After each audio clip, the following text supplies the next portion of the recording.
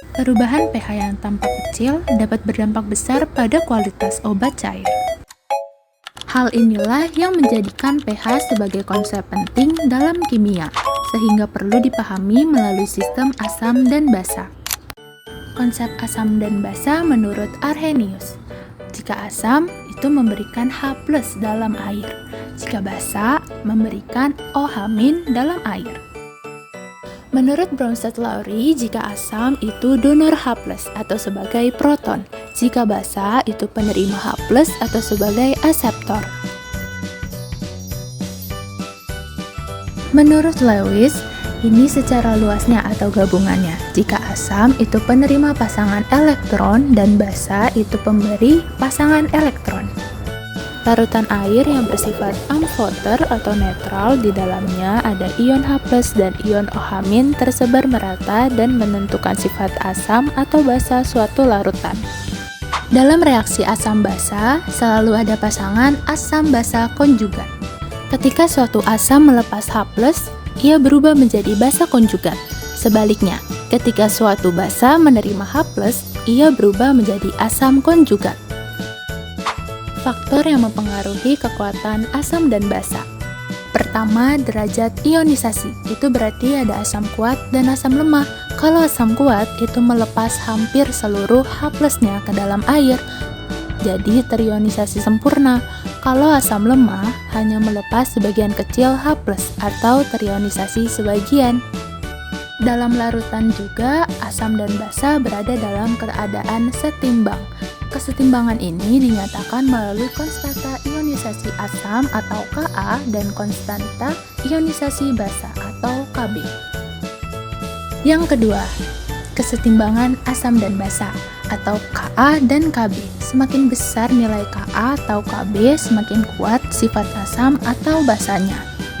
Kesetimbangan inilah yang menentukan konsentrasi ion H+ dan OH- sehingga menentukan nilai pH-nya. Kesetimbangan kimia dapat dibedakan menjadi kesetimbangan homogen dan heterogen. Kesetimbangan homogen terjadi apabila semua zat berada pada fase yang sama, misalnya seluruh dalam bentuk larutan. Sedangkan kesetimbangan heterogen terjadi apabila zat-zat yang terlibat berada pada fase yang berbeda, seperti padatan dan larutan. Kesetimbangan asam dan basa umumnya termasuk kesetimbangan homogen karena berlangsung dalam larutan. Yang ketiga, struktur molekul. Jika ikatan antara H dan A lemah, maka ion H+ akan lebih mudah dilepaskan ke dalam larutan. Pelepasan ion H+ menghasilkan basa konjugat, yaitu A dengan min.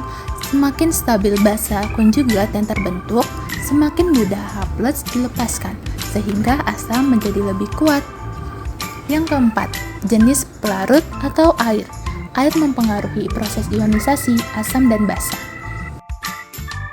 Faktor-faktor yang mempengaruhi sifat larutan. Yang pertama, konsentrasi. Bisa dilihat dari jumlah partikelnya. Semakin tinggi konsentrasi, semakin banyak partikel zat terlarut di dalam larutan.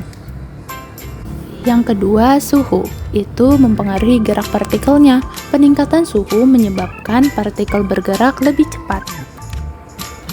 Yang ketiga, zat terlarut atau sebagai sifat zatnya. Jenis zat terlarut menentukan sifat larutan. Apakah bersifat asam, basa, atau netral? Setiap zat memiliki karakteristik dan aktivitas yang berbeda. Yang keempat, itu pelarutnya atau kemampuan melarutkannya. Jenis pelarut menentukan kemampuan suatu zat untuk larut dalam larutan. Skala pH digunakan untuk menunjukkan tingkat keasaman dan kebasaan suatu larutan. Jika pH kurang dari 7 berarti asam, pH sama dengan 7 berarti netral, dan pH lebih dari 7 berarti basa. Semakin kecil pH, semakin banyak ion H+ di dalam larutan. Reaksi antara asam dan basa menghasilkan garam dan air. Meskipun disebut garam, zat ini tidak selalu bersifat netral. Garam merupakan senyawa yang terbentuk dari reaksi netralisasi antara asam dan basa. Sifat asam atau basa suatu garam ditentukan oleh kekuatan asam dan basa penyusunnya. Jadi, jika garam dari asam kuat dan basa kuat bersifat netral. Kalau asamnya lemah, basanya kuat bersifat basa.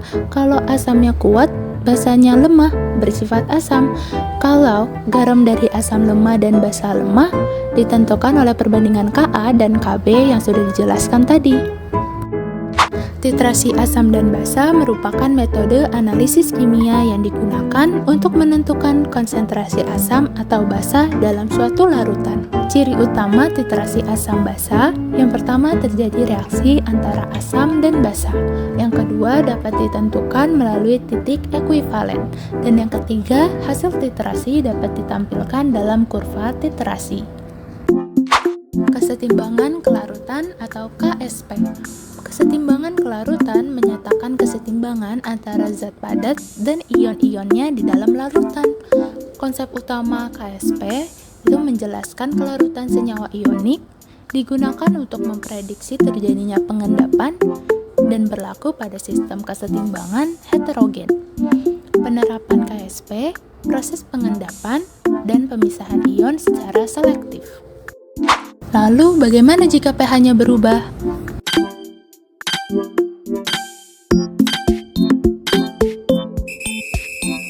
Jika terlalu asam, zat aktif obat bisa tidak stabil. Risiko iritasi, terutama mulut dan lambung, rasa jadi tidak nyaman, dan bisa mempercepat kerusakan kimia tertentu. Jika terlalu basah, obat bisa terurai lebih cepat atau degradasi. Efektivitas obat menurun, rasa pahit makin kuat, umur simpan obat berkurang. Lalu, bagaimana bisa obat cair memiliki pH yang stabil? Larutan dapar atau buffer. Larutan dapar atau buffer adalah larutan yang mampu mempertahankan pH agar tetap stabil. Larutan buffer bekerja berdasarkan kesetimbangan asam dan basa, sehingga dapat menahan perubahan pH meskipun ditambahkan asam atau basa dalam jumlah kecil. Oleh karena itu, obat cair seperti obat sirup, sebagai contohnya obat sirup parasetamol. pH obat sirup harus berada pada rentang tertentu agar tetap stabil, aman, dan efektif. Jadi, sirup parasetamol dijaga pada rentang pH sekitar 5 hingga 6. Peraturan pH seperti ini juga penting pada sediaan obat cair lainnya seperti injeksi, obat tetes mata, dan obat kumur. Persamaan Henderson-Hasselbalch dapat menjelaskan hubungan antara pH, kekuatan asam, dan komposisi larutan buffer. Persamaannya pH sama dengan pKa ditambah log basa konjugat per asam lemah. pKa menunjukkan kekuatan asam, perbandingan basa konjugat dan asam lemah menentukan nilai pH. Memahami pH membantu kita mengetahui bagaimana suatu larutan dapat tetap stabil. Dalam bidang farmasi, pengaturan pH sangat penting, salah satunya pada sediaan obat cair, karena berpengaruh terhadap stabilitas, keamanan, dan efektivitas obat.